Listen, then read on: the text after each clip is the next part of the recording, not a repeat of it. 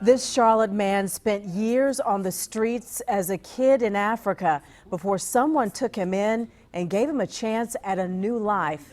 Now he's a foster dad, and he's trying to get help for thousands of other children across our area who need homes too. We've told you that our state's foster system is in crisis. Channel 9's Brittany Johnson looked into how a new law could drive up the need and what's being done to get more families to step up and help. You gonna help? At 25, I thought I would be married with 5 children. Peter Mutabazi has always wanted to be a dad. At 35, I thought, wait, you know, I can spend my life looking, but I can also, maybe while I'm looking, be doing something. So he decided to volunteer with foster children. The lady looked at me and said, hey, have you ever thought being a foster dad? I thought, wait a minute, you know? Well, I'm a single guy. I'm not sure I qualify. But he did qualify, and over the next 2 years, fostered 11 children. Then Anthony walked through the door. Within 10 minutes, you know, he just said, can I call you dad? I could not let him go. I think I felt that who can do that to a child?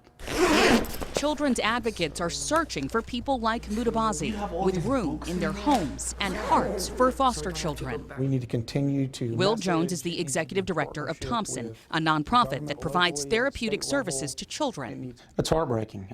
As a parent, as somebody that's been a child advocate for 25 years, understanding the trauma that these children go through. Jones says for every child in foster care, the state needs 4 foster homes to choose from to increase the odds of a good fit and to avoid sending kids to multiple homes, causing more trauma.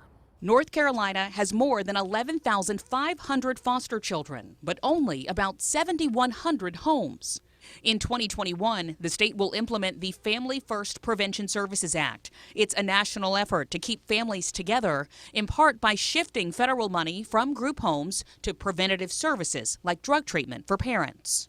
Shorter group home stays could mean a need for more foster families, which is already a challenge.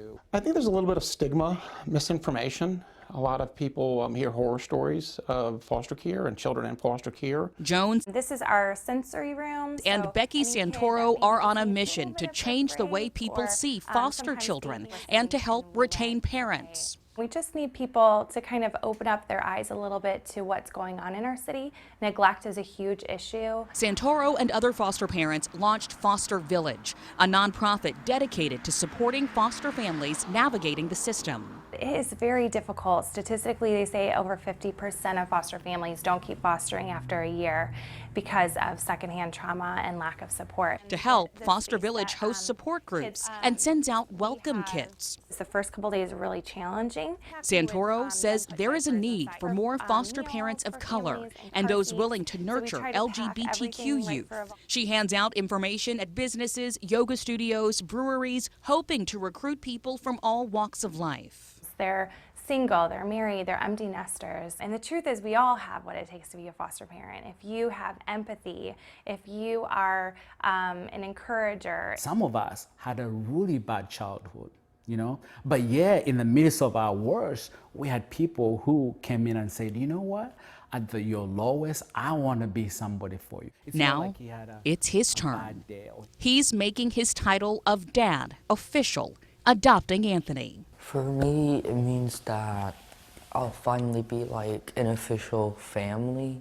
In East Charlotte, Brittany Johnson, Channel 9 Eyewitness News. Peter's adoption of Anthony is being finalized today, so that's great news. Mecklenburg County is looking for more foster parents who are willing to adopt, and the county's hosting an information session tonight at 6:30. That's at 5800 Center Drive. If you want to learn more about this or get involved with the Foster Village or other local agencies, you can find Brittany's report on our WSOC News app.